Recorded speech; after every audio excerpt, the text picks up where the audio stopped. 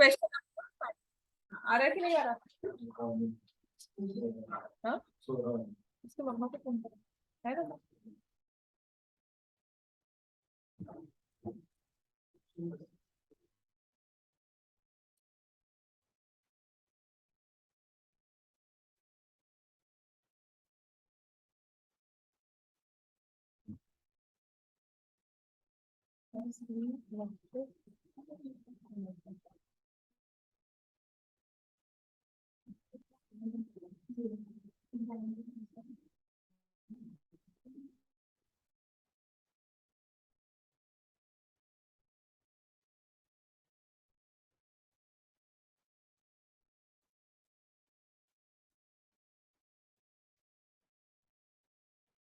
चलो स्टार्ट करो ये question.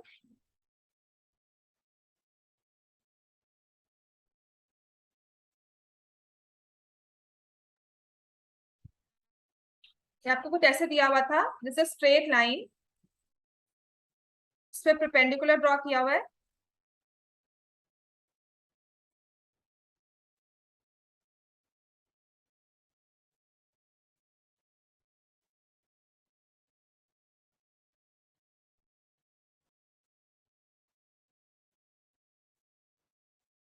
So POQ is a straight line.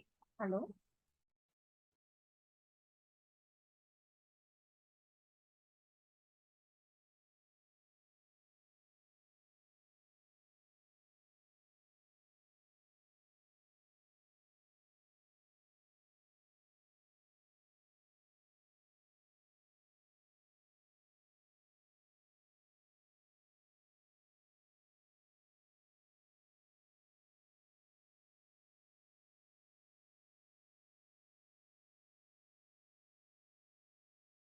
क्यों लेटा?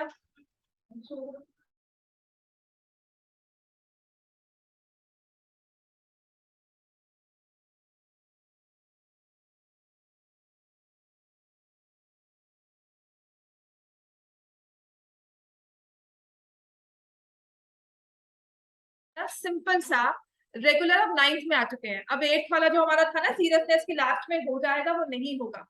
9th में थोड़ा लेवल मुश्किल हो जाता है, टीचर्स भी ना क्वेश्चन पे अच्छे से अच्छे डालते हैं कि 9th में आ गए, 9th में आ गए। ठीक हो गया। 8th के कंपैरिजन में 9th थोड़ी मुश्किल भी होगी, 10th के कंपैरिजन में 9th मुश्किल होगी, लेकिन 10th 9th के हिसाब से इजी है। समझ में आ गया बच्चे? ठीक है। क्या हुआ, नहीं पसंद है क्लास में आना?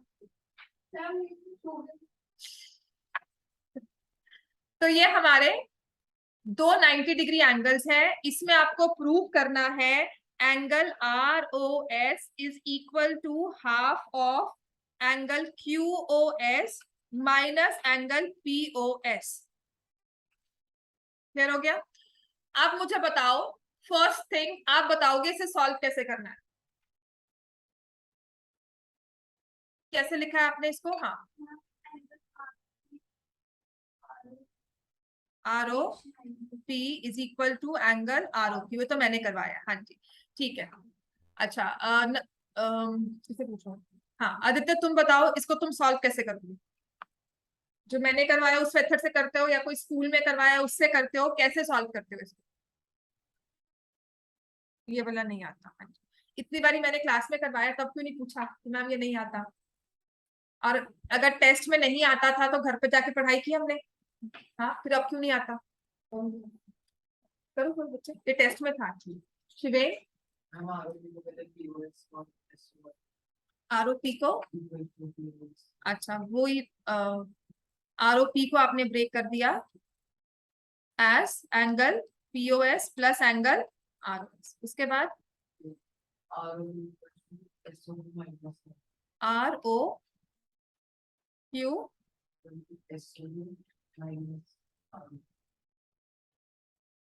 ROS।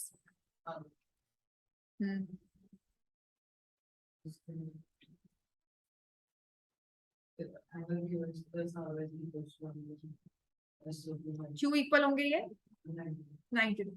इसका सबसे सिंपल प्रूफ मैंने करवाया था, जिसमें आप कंफ्यूज भी नहीं होते हो। और चार, बस एक स्टार्टिंग पॉइंट आपको मैंने कहा था याद रखना है। आपके 2 प्रूफ वाले क्वेश्चंस ना मैं आपको याद करवाती हूँ। आदित्य कैसे याद रखना है इसको? तुम्हें ना एक चीज दी हुई है इसमें 90 डिग्री, 90 डिग्री एंगल दिया हुआ ना। अब इतनी चीज तो हमें याद ही रखनी पड़ेगी, इस क्वेश्चन के साथ में बुक में लिख लो, सो दैट जब भी क्वेश्चन देखो ये चीज याद आए तो समझ में आ जाए कि हमें इस तरह से स्टार्ट करना है। सबसे इजी वे इस प्रूफ का क्या था, आपको ये दो एडजेसेंट एंगल दिए हुए हैं, इनका आपस में मेजर क्या है, दिस एंगल इज 90, ये एंगल भी क्या है 90 डिग्री। तो angle POR is equal to angle ROQ, each equals to 90 degree. इतना बस ध्यान रखना है। उसके बाद हम क्या करेंगे बिस्मी, मैंने आपको बताया था और अभी शिवेन ने भी बताया, हम क्या करते हैं, एंगल POR जिस तरफ रे है ना, ये वाली रे है ना, हमने क्या करना है, देखो क्वेश्चन आएगा बिल्कुल सेम टू सेम आएगा, एक बार समझो प्रोसेस क्या है। समटाइम्स इसको फ्लिप ओवर करके ऐसे दे देते हैं,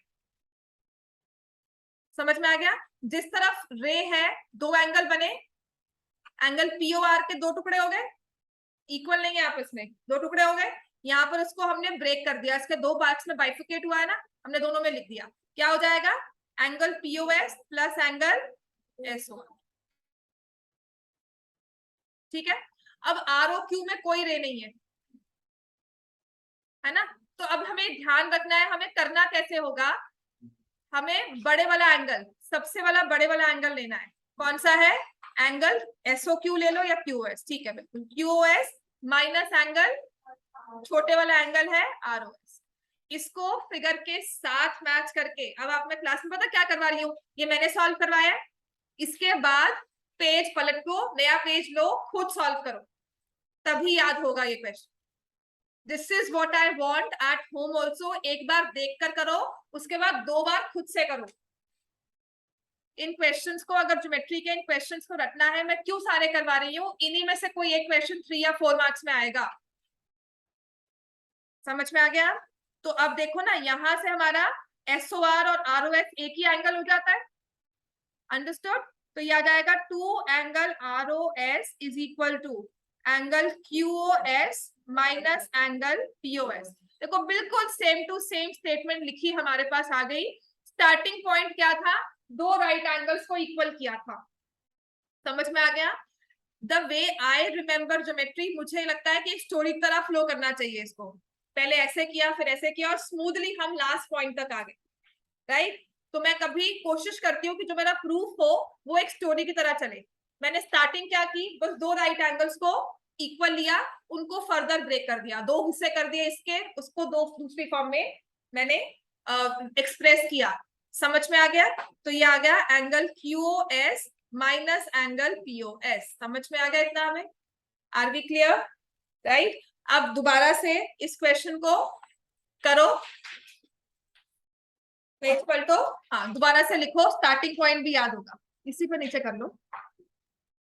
मैं आपको टेस्ट ही करवा रही हूँ, टेस्ट पे जो क्वेश्चंस दिए थे मैंने वही करवा रही हूँ, ठीक है। और प्लीज जब भी टेस्ट होता है उसे मिस मत करो, टेस्ट के बाद ना सच में बहुत अकल आती है, एक टेस्ट देने के बाद लगता है अच्छा ये नहीं आता, हमें गैप्स फिल इन होते हैं, कितना आता है कितना नहीं आता, वो टेस्ट के बाद ही क्लियर होता है।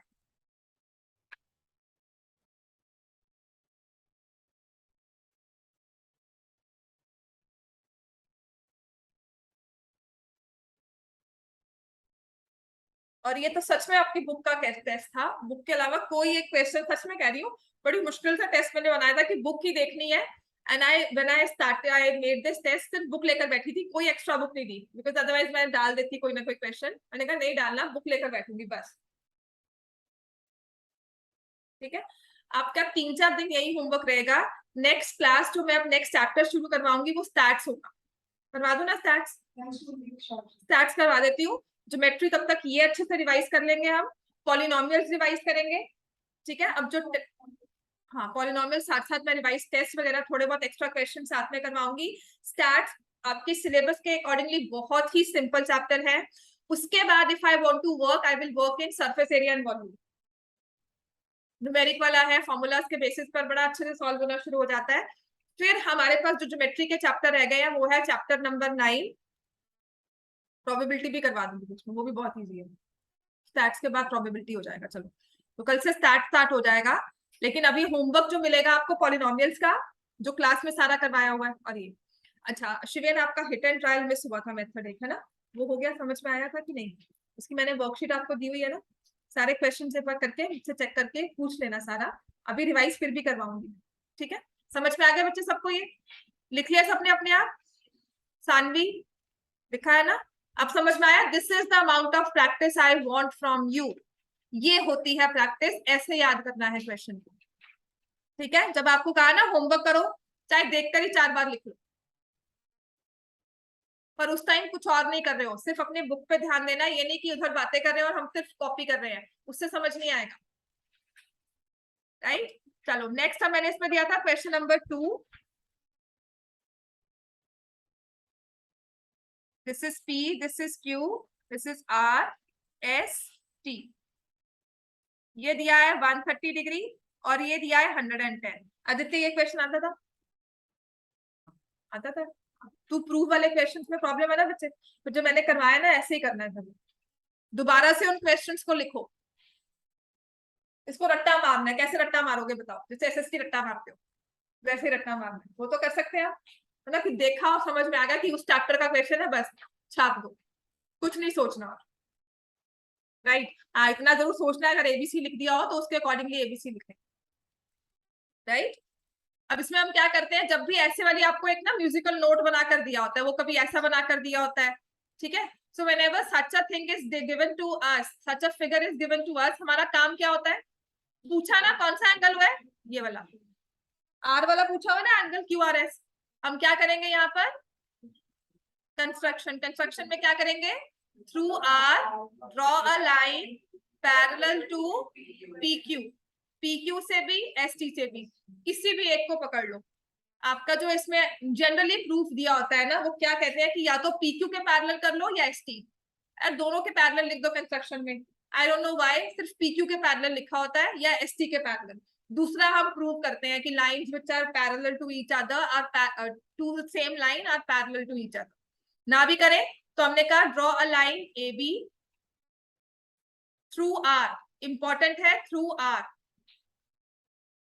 आर से पासिंग एक लाइन ड्रॉ की ए बी, जो पैरेलल है पी क्यू को, जो पैरेलल है एस टी को। And we use to write की P Q parallel S T, ऐसे लिख दो। आजकल पता नहीं क्यों टीचर्स अगर आपकी एक्सेप्ट कर दिया तो बिल्कुल लिख दो, ठीक है? स्कूल में मैम से पूछ लेना कि मैम हम ये चीज लिख सकते हैं, through draw through R draw A B parallel P Q parallel S T, या अलग से प्रूव करना होगा। समझ में आ गया? ये अपने 9th क्लास है ना, हम बोर्ड के अकॉर्डिंगली नहीं चल सकते ना।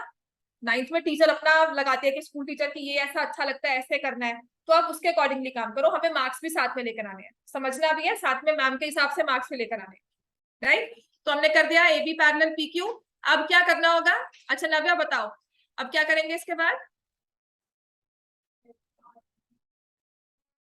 हाँ, एंगल एस आर बी और एंगल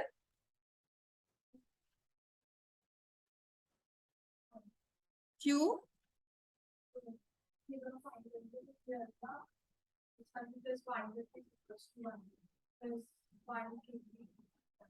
हाँ, प्लस 130 इज इक्वल टू 180, बिल्कुल ठीक है। हाँ जी, रीजन क्या दोगे इसका?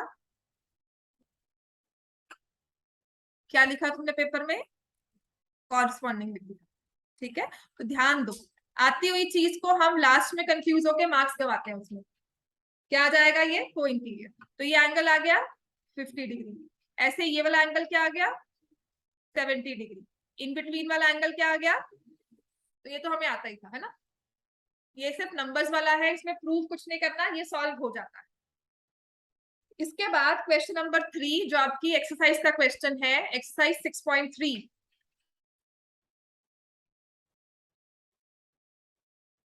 इसके बाद जो टेस्ट में मैंने क्वेश्चन नंबर 3 दिया था, वो एक्सरसाइज 6.3 आपको ये करवानी है एक्सरसाइज।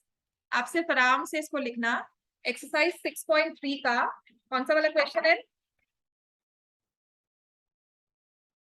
6 है तो 6 है, ठीक है? एक्सरसाइज 6.3 का क्वेश्चन नंबर 6 जो मैंने टेस्ट में दिया था, थर्ड क्वेश्चन, ये आपको करवाना है। एक स्ट्रेट लाइन दी हुई है कुछ इस तरह से, देखो बुक निकाल कर, है ना? बुक निकाल बच्चे।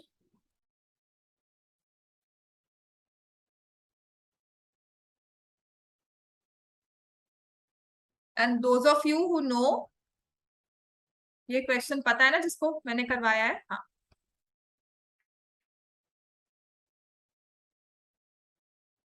ठीक है, पेज 108, क्वेश्चन नंबर 6 है ये, आप देख सकते हैं। ये प्रूफ वाला है और पेपर में ये भी आ जाता है, बुक नहीं है। अब इसमें क्या करना चाहिए हमें, देखो करना क्या है, इसमें दिया क्या हुआ है, एक ट्राइंगल PQR ड्रॉ किया हुआ है ना, और एंगल Q जो है वो उसमें इंटरनल एंगल है, इस एंगल को बाइसेक्ट किया, QT बाइसेक्ट कर रही, QT बाइसेक्ट एंगल PQR, ठीक हो गया।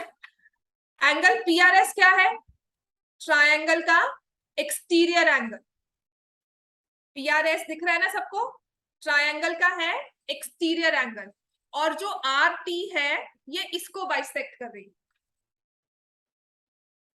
PRS हो गया ये वाला एंगल बच्चे, RT जो है वो इसको बाइसेक्ट कर रही है, ठीक हो गया।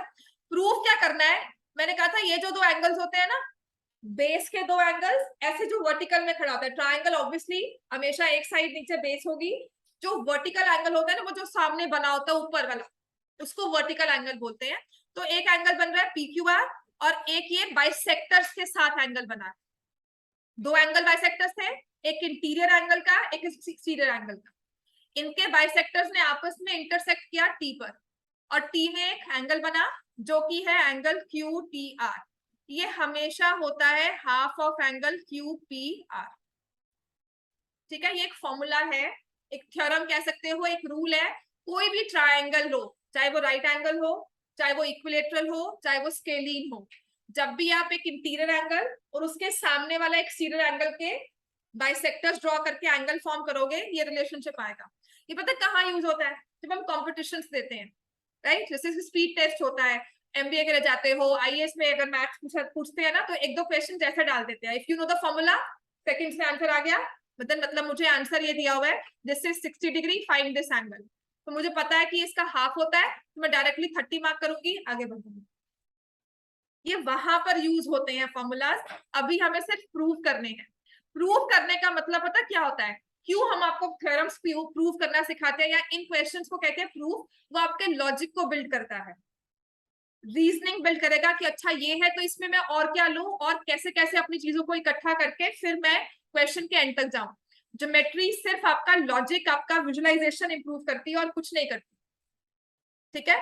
फिगर्स को हमेशा पार्ट्स में ब्रेक किया करो, फिर टर्म्स को पढ़ा करो। बाइसेक्टर का काम क्या होता है, किसका बाइसेक्टर दिया हुआ है, एंगल का, उसका काम क्या है, एंगल को दो हिस्से करना, दो इक्वल पार्ट्स में करना। फिर मुझे ट्राइंगल दिया हुआ है, ट्राइंगल में मैं क्या यूज कर सकती हूँ, angle sum property, because I am talking of angles. आप ये सोचो आपने चैप्टर में पढ़ा क्या हुआ है, पैरेलल लाइंस कोई दी नहीं हुई, वर्टिकली ऑपोजिट एंगल्स कुछ बन नहीं रहे, तो I come in triangles and congruency आगे पढ़ेंगे, तो कॉन्ग्रुएंसी में चाहिए क्या, उसके accordingly will see our question. तो आपकी ज्योमेट्री सिर्फ आपका लॉजिक बिल्ड करती है, समझ में आ गया। तो पहली बात तो मुझे पता है कि I am talking of triangles, तो ऑब्वियसली मैं सिर्फ इन एंगल्स को नंबर कर देती हूँ, अपना काम आसान करने के लिए, बार बार PQRS इधर उधर नहीं भटकना मुझे, इसी के लिए मैंने इसे नंबर कर दिया। और प्रूफ में मुझे क्या चाहिए, एंगल 6 हाफ ऑफ एंगल 7 है, ठीक है। हमेशा ज्योमेट्री का प्रूफ वाला क्वेश्चन, प्रूफ देखा करो दिया क्या हुआ है, उससे लोकेट करो, एक ये एंगल और एक ये एंगल, समझ में आ गया। मतलब इन दोनों एंगल्स को रखना है, बाकी सभी उड़ा देने हैं। आपके फाइनल प्रूफ में जो भी आप इक्वेशंस बनाओगे, ये दो एंगल रहेंगे, बाकी सभी इधर उधर से सब खत्म हो जाएंगे। So what I use is, मैं इस एक्सरसाइज से पहले मैंने आपको करवाई थी angle sum property of triangles, जो पढ़ी होगी सबने, है ना। क्या होता है angle sum property, sum of all angles of a triangle is 180। तो इसके मैं PQR, रिश्ता समझ में आ रहा है,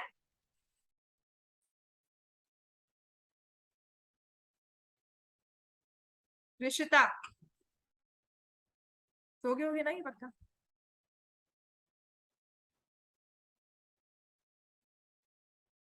ट्राइंगल PQR, रिश्ता कैन यू हियर मी, मुझे पता है जो ऑनलाइन बैठता है उसका यही हाल होता है।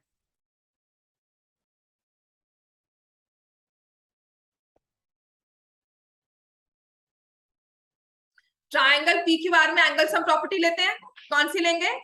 Angle 7 plus angle 1 plus angle 2 plus angle 3 is equal to 180 degree. हाँ जी,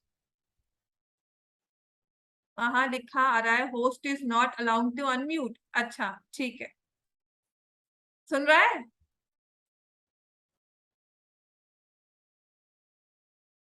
कुछ हुई होंगी बिकॉज जूम आज ही अपडेट हुआ है, ऐसा मैं कुछ नहीं करती।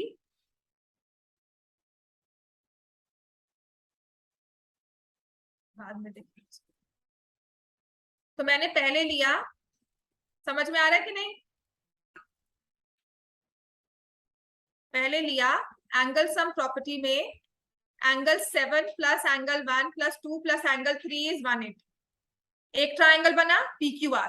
देखो मैंने पी क्यू आर का नाम भी ऊपर लिखा कि मैं इस ट्राइंगल को देख रही हूँ, राइट? ऐसे ही हम दूसरा ट्राइंगल लेंगे, कौन सा बनता है दूसरा ट्राइंगल? T Q R. उसमें भी angle sum property, because angle 6 उसमें बैठा हुआ है।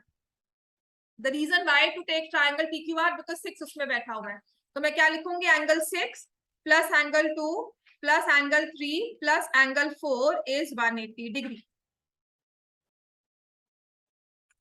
ठीक हो गया? अब क्या करेंगे? ये वाला और ये वाला दोनों ही सम ऑफ एंगल्स क्या है? 180 के इक्वल। तो I will equate these two, है ना? अब वो ये ना लॉजिक है, क्या करूं उसके बाद इनको इक्वेट कर देती हूँ।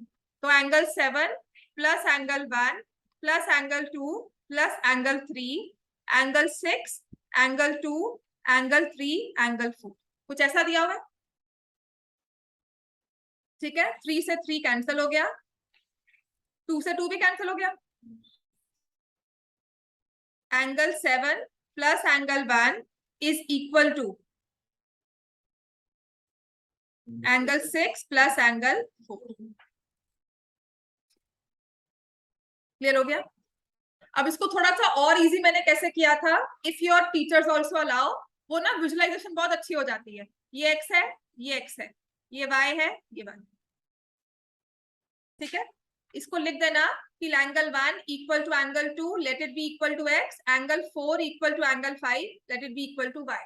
ये वैसे ना ज्योमेट्री में I as far as I remember ना बहुत टेक्निकल अगर हम हो जाते हैं तो हमें अलाउ नहीं करते कि नहीं नहीं हम ऐसे एक्स वाई नहीं लेते, पर बुक में एक जगह लिया हुआ है प्रूफ में। दैट्स व्हाई आई सेड कि इसको और इजी कर दो। तो आपका क्या बन जाएगा? एंगल 1 प्लस एंगल 1 की जगह angle 7 plus x, angle 6 plus y. ये आ गया अपने पास। क्लियर हो गया? अब देखो दो चीजें हम इसमें ले चुके हैं ना, रीच्ड हियर। मैं ना यहां तक पहुंच चुकी हूँ, ये वाली चीज। Now I am struck here. इसके बाद क्या करूं? 6 को उधर ले जाते हैं और हाँ, अब मैं अपने क्वेश्चन में जाऊंगी और देखूंगी उसमें कोई और कीवर्ड दिया हुआ है जिसे मैं यूज कर सकती हूँ। उसमें दिया हुआ है एक्सटीरियर एंगल, तो उसकी प्रॉपर्टी को हम यूज करेंगे। समझ में आ गया? एक्सटीरियर एंगल की प्रॉपर्टी क्या होती है? Exterior angle is equal to sum of interior opposite angles. तो हमारे पास आ जाएगा y plus y is equal to angle 7 plus 2x। ये क्लियर हो गया? 2y is equal to angle 7 plus 2x। अब क्लियर हुआ? तो यहां से x और y में रिलेशनशिप मिल गया। एंगल 7 और एंगल 6 को, हाँ, तो मेरे पास आ जाएगा 2y minus 2x is equal to angle 7 या y minus x is equal to angle 7/2। Clear हो गया? एंगल 7 मैंने कहा था ना, एंगल 7 को रखना है, बाकी को उड़ा दो। तो x और y को हम खत्म करेंगे, एंगल 7 को खत्म नहीं करना। समझ में आ गया? y not substitute angle 7, y not put the values of angle 7 as 2x 2y plus 2x यहाँ पुट कर देते हैं, क्योंकि एंगल 7 तो चाहिए प्रूफ में, हमें फाइनल आंसर में, फाइनल स्टेटमेंट में। x और y नहीं चाहिए, उनको हटा दो। अब समझ में आ गया ना? तो एंगल 7 प्लस x दिया हुआ था यहाँ पर, तो इसको मैं कुछ इस तरह से लिख देती हूँ। Angle 7 is equal to angle 6 plus y minus, इस x को मैं यहाँ लिख। ठीक है, अब y माइनस x की जगह हम क्या लिख देंगे? एंगल, हाँ, एंगल 7 डिवाइड बाय 2। अब मुश्किल आती है इसके बाद भी, take LCM. 2 angle 7 2 times angle 6 plus angle 7। समझ में आ गया? अगर फ्रैक्शंस में वर्क करना मुश्किल लगता है, वर्क लाइक दिस। अब एंगल 7 को इकट्ठा कर देंगे। 2 angle 7 minus angle 7 is equal to 2 times angle 6। इनका मतलब क्या होता है? 2 एंगल 7 माइनस एंगल 7, मतलब कि अगर इसका मेजर 60 डिग्री था तो 2 इंटू 60 माइनस 60 किया है। तो मैंने किया है ये 1 time angle 7 is equal to 2 times angle 6, और यहां से मेरे पास आ गया angle 6 is half of angle 7, जो हमें प्रूव करना था। समझ में आ गया? अब ये कहाँ पे नहीं आया, लिखो इसको पहले, ठीक है? आपको यहां तक समझ में आया? y माइनस एक्स को सब्स्टिट्यूट करना। इसके बाद खुद इक्वेशन सॉल्व, इसके बाद फिर खुद इक्वेशन सॉल्व करो सब्स्टिट्यूट करके। डोंट लुक एट मी, मेरा मत देखो कि मैंने ऐसे किया है। ये इक्वेशन खुद से सॉल्व करते हैं हमेशा।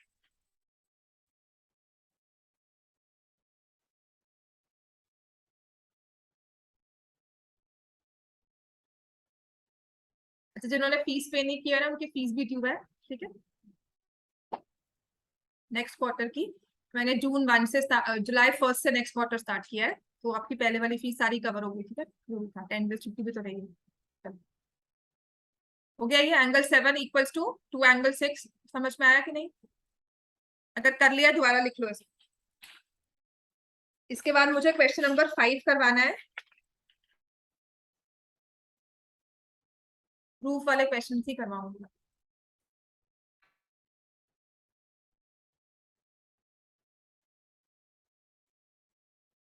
आपको समझ में आ गया है ना?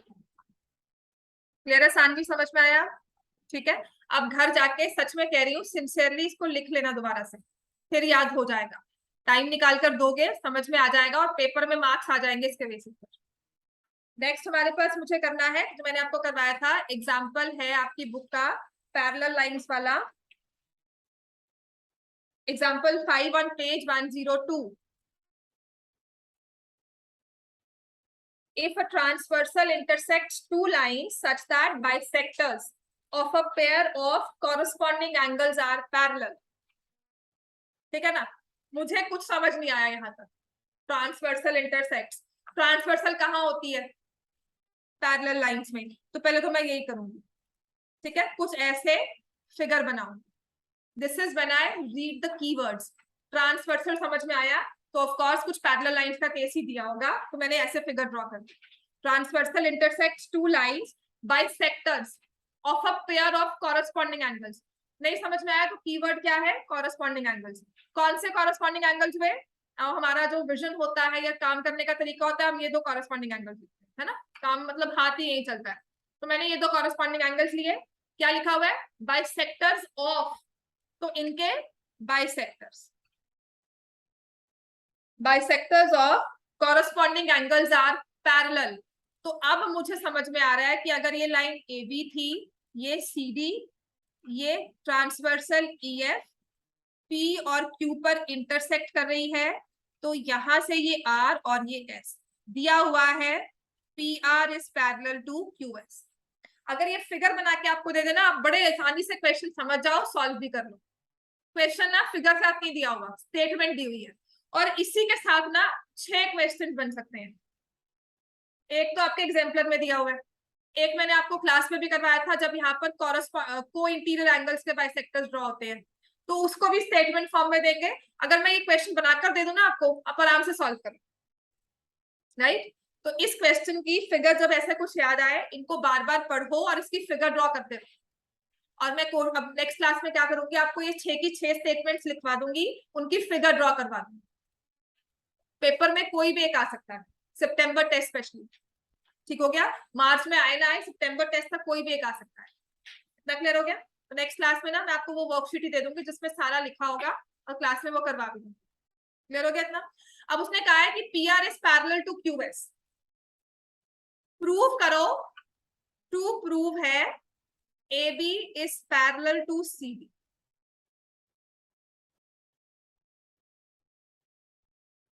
पहला पहला फर्स्ट डे था ना स्कूल का, कैसा हुआ? अच्छा ना? मजा आया? हाँ, ऑफलाइन ऑफलाइन नहीं होगा, अब ऑनलाइन नहीं होगा, है ना? रियलिटी चेक में आ गए हम लोग। हाँ। यही होने वाला है जो आप 2 साल पहले करते थे, अब 9th में आ चुके हो। इनफैक्ट क्या हुआ, आपको 8th का ना वो रिगरस वाला मोड नहीं मिला, बहुत जो पढ़ाई खींच कर होती है 8th की वो नहीं हुआ, उसके बाद सीधा 9th में आ गया जहां पे खींच रहे हैं सब।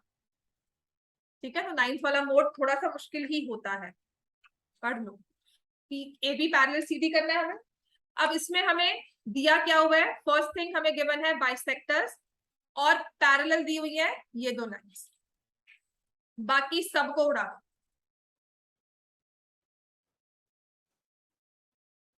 समझ में आ गया, these 2 lines are parallel, transversal कौन सी हो गई, ई एफ, तो कौन से एंगल्स इक्वल हो गए, ये दिख रहे हैं 2 एंगल्स, ठीक हो गया। तो मैंने लिखा, अब समझ में आया ना, आई से ये angle 1 angle 2 angle 3 angle 4, angle 1 equal to angle 3। अब ये मुझे दिखा, तो इसमें मैं लिखूंगी कैसे, P R is parallel to Q S and E F is transversal, right. Again PR is parallel to QS and EF is the transversal, तो एंगल 1 एंगल 3 के इक्वल आ गया। अब समझ में आ गया,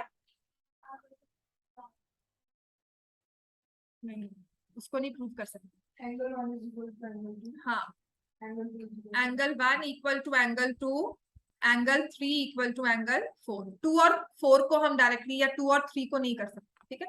तो इसके बाद ना मुझे प्रूफ क्या कर, इसके बाद ये आ गया, अब वही यूक्लिड में हम करते थे, if equals are, to results are equal, then doubles are also equal, क्या था ना यूक्लिड में, वही चीज है, 2 times angle 1 is equal to 2 times angle 3, angle 1 का डबल क्या होगा, एंगल ईपीबी,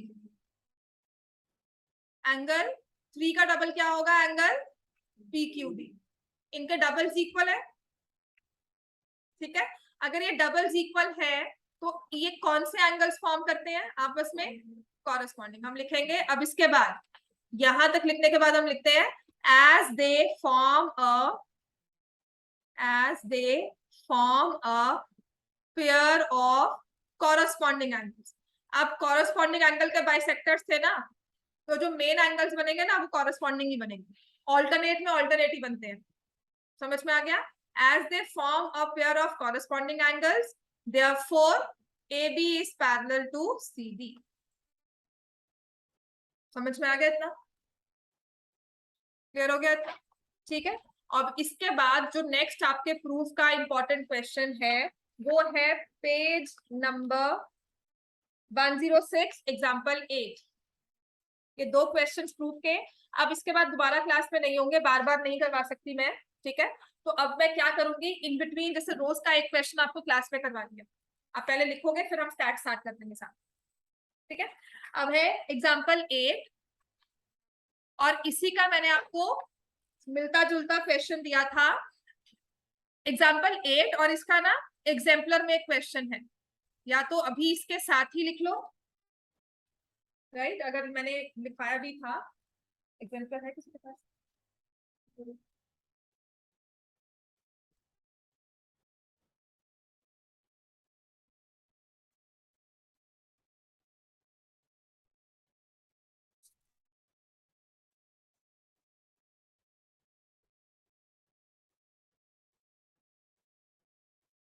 इसके साथ ही फिगर बनाकर एग्जाम्पलर का क्वेश्चन है, साथ ही लिख लो उसको।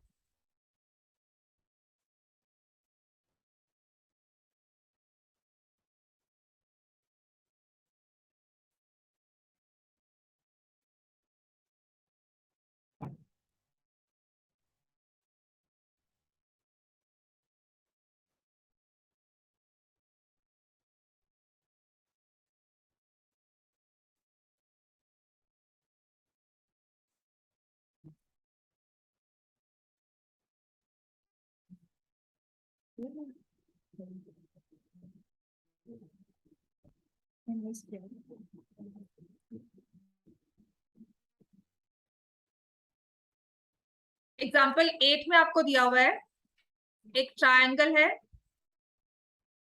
Triangle is given as ABC, ABC triangle दिया हुआ है, एक्सटीरियर एंगल्स हमने ड्रॉ किए हैं, this is E, this is D, फिर मैंने ड्रॉ किए हैं एक्सटीरियर एंगल के बाइसेक्टर्स। क्लियर हो गया? एक्सटीरियर एंगल के बाइसेक्टर्स को ड्रॉ किया, तो इसको मैंने लिख लिया एक्स एंड एक्स, इसको लिख लिया वाई एंड वाई। समझ में आ गया इतना? अब हमें निकालना है relationship between these two angles. एक वर्टिकल बना है एबीसी का, ये वाला, और इसके बिल्कुल सामने बन रहा है बाइसेक्टर्स के साथ वाला एंगल, और इनमें रिलेशन क्या होता है? Angle BOC is 90 minus half of angle BAC. अब इसी के पैरेलल में क्वेश्चन बनता है, इतना लिख लो पहले।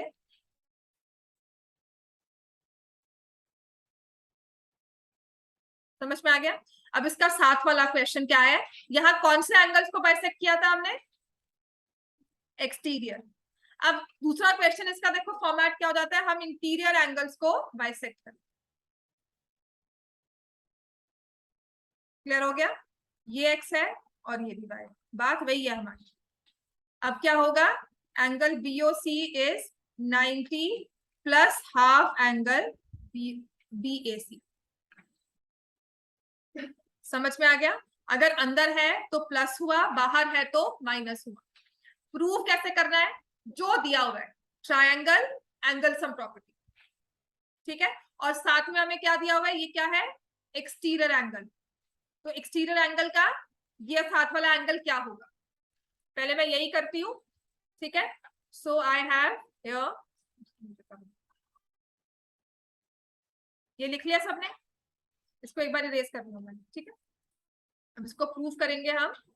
देखो लेना क्या है मुझे, first I will take angle A B C plus angle E B C is equal to 180 degree. क्या रीजन है इसका? Linear pair. समझ में आ गया? ये वाला एंगल और ये वाला बन गया लीनियर पेयर। ईबीसी को आपने क्या लिखा है? 2x। Angle A B C plus 2x is equal to 180 degree. तो एंगल ए बी सी की वैल्यू क्या आ गई? 180 माइनस 2x। समझ में आ गया? मैंने इसको लिख लिया 180 माइनस 2x। इतना समझ में आ गया? तो इसी से can I find angle ACD कितना होगा? ऐसे अगर एंगल एसीबी, सॉरी एसीबी को लिखना है तो हम क्या लिखेंगे? ये वाला angle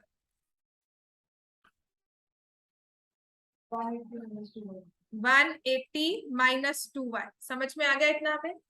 it will be 180 minus 2y। Are we clear till here? कोई कंफ्यूजन, कोई डाउट्स यहां तक? अब वही दो triangles, angle sum property. Triangle कौन सा लेंगे? एबीसी। और दूसरा ट्रायंगल हमारे पास कौन सा है?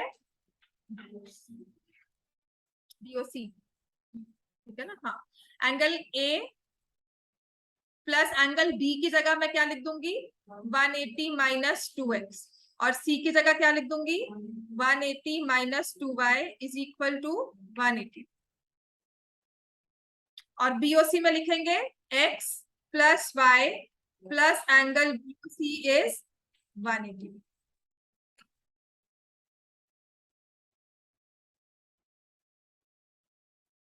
क्लियर हो गया? अब देखो बननी बात वही है, आना पिक्चर में एंगल एबीसी और एंगल बीओसी नहीं है, बाकी सबको उड़ाना है। तो जो एक्स और वाई लिखे है ना, इनको हमें रखना ही नहीं अपने पास। हमारी इक्वेशन में से ये एलिमिनेट होने चाहिए। तो एंगल बीओसी की वैल्यू मैंने लिखी, या एक्स प्लस वाई की वैल्यू मैंने लिखी, x plus y is equal to 180 minus angle BOC. ठीक है। अब ये ना हमारा ज्योमेट्री का क्वेश्चन नहीं, इक्वेशंस का क्वेश्चन हो गया। अब कुछ इसका फिगर से लेना देना नहीं है। अब जो भी आएगा ना, यहाँ पर angle A plus 180 plus 180 minus 2x minus 2y is equal to 180। लिखो इसको। समझ में आया? इसके बाद इक्वेशन सॉल्व कैसे करोगे? अब देखो, ये 180 मैंने कैंसिल कर दिया, 360 माइनस 180 कर लो। फिर एंगल ए इस तरफ 2x प्लस 2y इधर ले गई, ठीक है। एंगल ए इस तरफ 2 कॉमन ले लिया, x प्लस वाई, और ये x plus y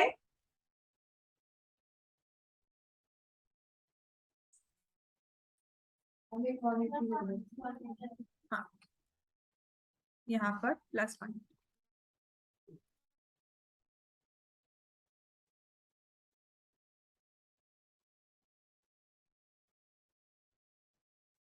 x plus y की जगह हम क्या लिखेंगे, 180 माइनस एंगल BOC।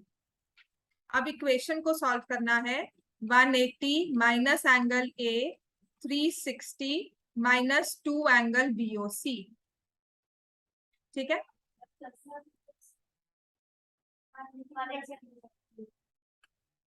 ठीक है, ठीक है। तो angle A is equal to 360 minus 2 angle BOC minus 180 degree. Angle A is equal to 180 minus 2 angle BOC।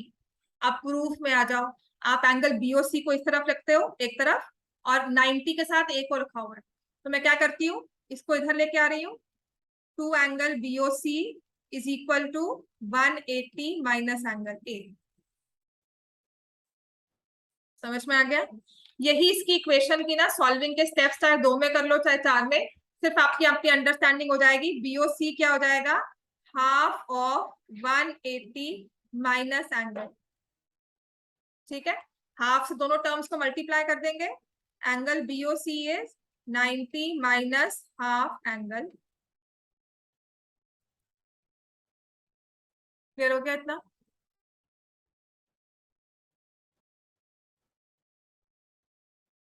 अब इसका इंटीग्रल वाला कर लो, वो इसके कंपैरिजन में बहुत इजी है। इतना लिख लिया सबने,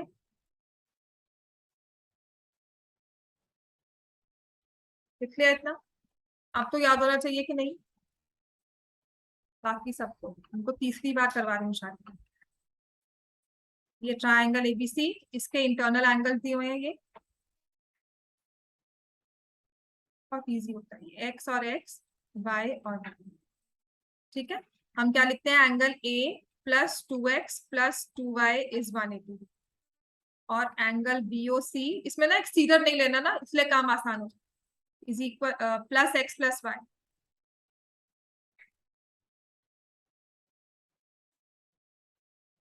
x प्लस वाई की वैल्यू क्या है, 180 माइनस BOC, बस यहाँ उठा के डालें। एंगल A 2 कॉमन लिया, x plus y is equal to 1, यह है ना। तो एंगल A 2 की जगह मैं लिख दूंगी 180 माइनस एंगल BOC। अब ये इक्वेशन सॉल्व करना, उसके काउंटर में इंटीरियर वाला क्यों इजी है, बिकॉज इसमें लीनियर पेयर नहीं बनता। समझ में आ गया इतना। इसको सॉल्व करो इक्वेशन को।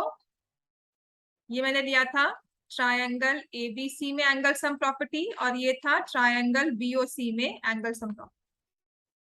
सॉल्व करो इसको।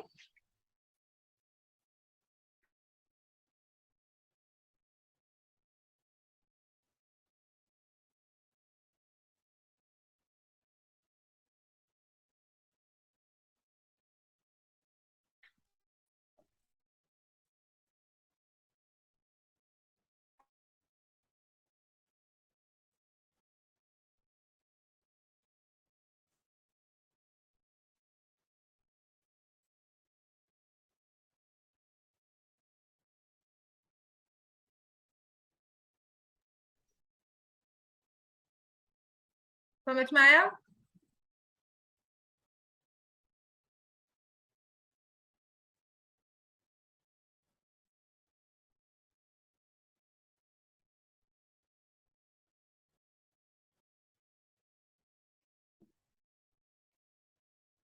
चलो इसके बाद ये वाला क्वेश्चन करो, अगर ये हो गया है, बुक का ही आपका हो गया ना, लिख लिया सबने। अब समझ में आया। अब प्रूफ वाले क्वेश्चन, ये आपको 3 पैरेलल लाइंस दी हुई है, ए बी सी डी और ये A B is parallel to C D is parallel to E F, और ये ऐसा कुछ फिगर दिया, दिस इज पॉइंट ए, ठीक है, इसी को ए लिखा,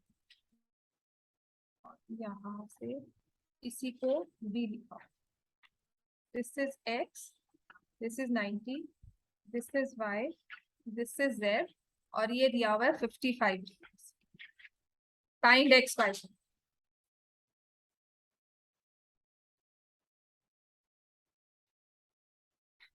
इतना ही फिगर दिया हुआ है, करो solve.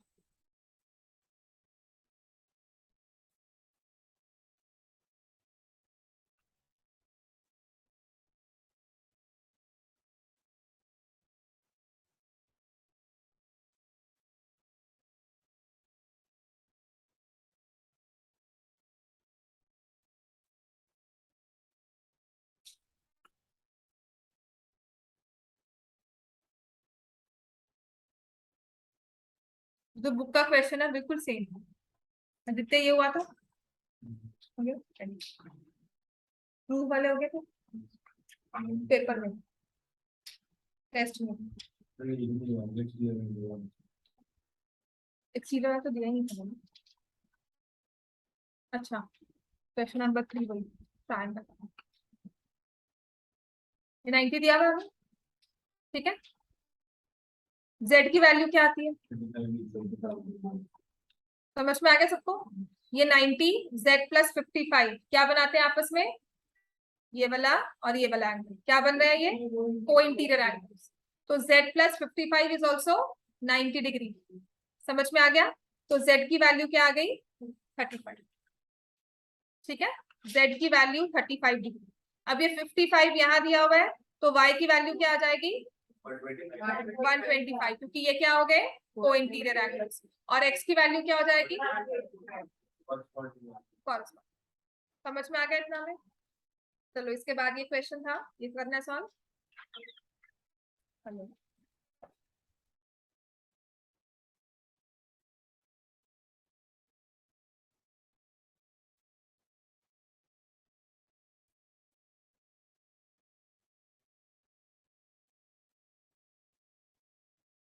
P Q S R, ठीक है।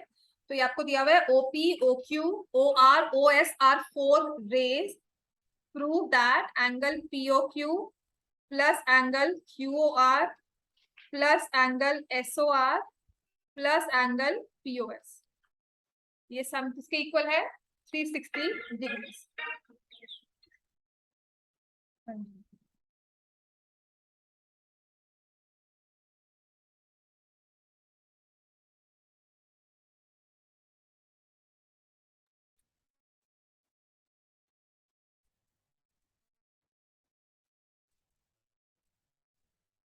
क्या करेंगे इसमें, कंस्ट्रक्शन में क्या होगा, देखो हमने ना इस चीज में क्या हुआ, या तो वर्टिकली या लीनियर पेयर, दोनों में से कुछ भी नहीं बन रहा यहाँ पर, पैरेलल लाइन तो दी नहीं हुई, ट्रायंगल कोई बन नहीं रहा, ठीक है। सो हम कंस्ट्रक्शन में पहले लीनियर पेयर लेकर आएंगे, उसी से वर्टिकली ऑपोजिट आएगा, तो ओ क्यू को I take this O Q,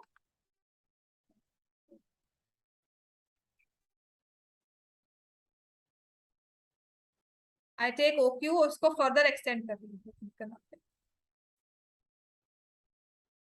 समझ में आ गया इतना। एक्सटेंड ओ क्यू और इसको पॉइंट ले लो टी, है ना।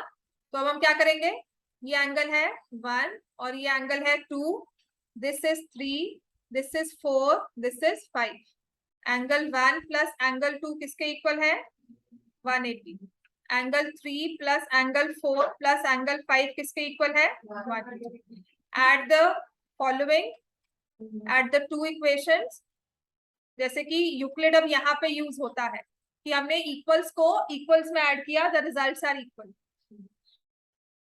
360 equals are added to equals, the results are equal, ये यूक्लिड है। हाँ नंबर्स नहीं लिखे कोई बात नहीं, हाँ हाँ कोई बात नहीं, वो भी ठीक है, ठीक है। तो एंगल 1 और एंगल 2, एंगल 1 की जगह क्या लिख देंगे? एंगल नहीं, एंगल 1 की जगह नहीं लिखेंगे ना, बिकॉज एंगल 1 नहीं है। एंगल 1 प्लस एंगल 5 लिखेंगे। एंगल 1 प्लस एंगल 5 को इकट्ठा कर देंगे। Then we have angle 2 plus angle 3 plus angle 4। जब आप नंबर्स में काम करते हो तो लास्ट में आप आकर आपको नाम देना है। समझ में आ गया? जब हम नंबर्स में काम करते हैं ना, तो लास्ट में आपको लिखना है एंगल 1 और एंगल 5 क्या हो जाएगा? Angle POS. एंगल 2 क्या हो जाएगा? एंगल पीओक्यू। एंगल 3 क्या होगा? एंगल क्यूओआर।